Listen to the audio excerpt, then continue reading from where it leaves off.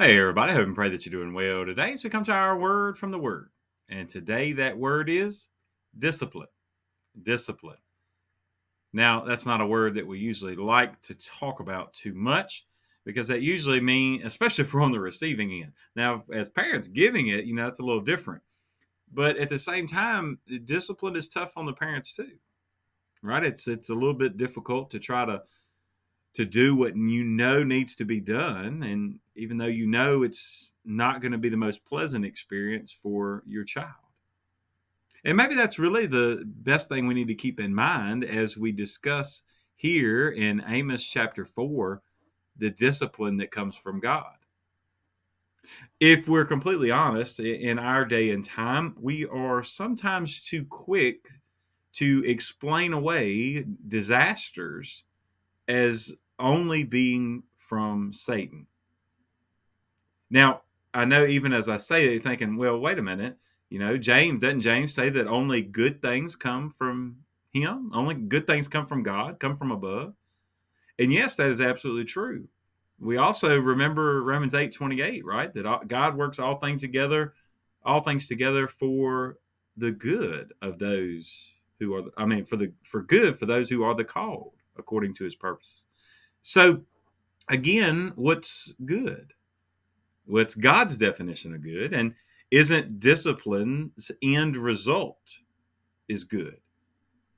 So you may not call, if you've ever had to had a spanking, a paddling, a whipping, if you ever had to go out and pick your own switch, all those good things, you know that you would not have called that moment of discipline good. You would not have called that switch good. But the end result was good. So it could come from a loving parent and still be good. As we come to Amos chapter 4, here God is trying to tell Israel all the things that he had already done. And what he was trying to accomplish was to get them to return to him. But here today, pick up in verse 6, reading to verse 12. Also, I gave you cleanness of teeth in all your cities, and lack of bread in all your places. Yet you have not returned to me, says the Lord. I also withheld rain from you when there were still 3 months to the harvest. I made it rain on one city. I withheld rain from another city.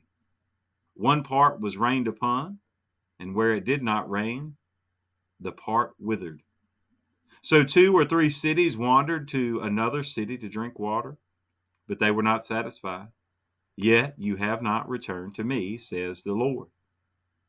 I blasted you with blight and mildew when your gardens increased, your vineyards, your fig trees, and your olive trees. The locusts devoured them, yet you have not returned to me, says the Lord. I sent among you a plague after the manner of Egypt. Your young men I killed with the sword, along with your captive horses. I made the stench of your camps come up into your nostrils, yet you have not returned to me, says the Lord. I overthrew some of you, as God overthrew Sodom and Gomorrah, and you were like a firebrand plucked from the burning. Yet you have not returned to me, says the Lord. Therefore, thus will I do to you, O Israel, because I will do this to you. Prepare to meet your God, O Israel. The discipline of the Lord. Again, as I said, there's often times that we'll explain away natural disasters and we'll say it is because we live in a fallen world. And that is true. Those things do happen because we're in a fallen world. And there are times that Satan uses those things to attack. We see that in the story of Job, right? That a whirlwind is what took out his family. So we know that those things do happen. But we also know that from here, they say all things good come from God. But look at all the things that he said that he did, that he caused. It's because they were instruments of discipline, right? It wasn't instruments of torture. And had they returned to him, right, it would have accomplished what it had set out to do. Satan, see, when he uses those things, he's not trying to make you better. He's trying to make you bitter. He's trying to make you worse. He's trying to destroy you. He's trying to get you completely away from God. But God uses these things to bring us back closer to Him, back to where we belong in the first place. So today, I wonder, what's your take on discipline? What's your take on the disasters that we see? Ran across this quote from Ironside as he was replaying a scene from an earthquake back in 1906, and it simply says this: "Says the writer passed through the California earthquake of April 18th, 1906, and was an eyewitness of its horrors. Not the least solemn thing noticed was the persistent efforts of all the preachers of all denominations to quiet the fears of the populace by assuring them God had no part in the calamitous events that had taken place. Natural disasters explained everything. Natural causes, rather, explained everything.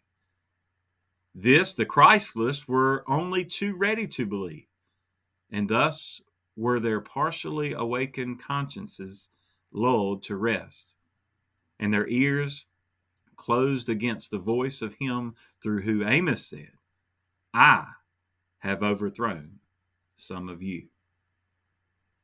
And I thought that was very interesting, that how many times maybe as Christians, God has gotten the attention of the lost. And yet we're afraid that they're going to blame God, that we say it's all Satan. When maybe, just maybe, that particular instance God was using as discipline to get them back on the right path. It's certainly something to think about and pray about today. God bless you, and I pray you have a great, great day.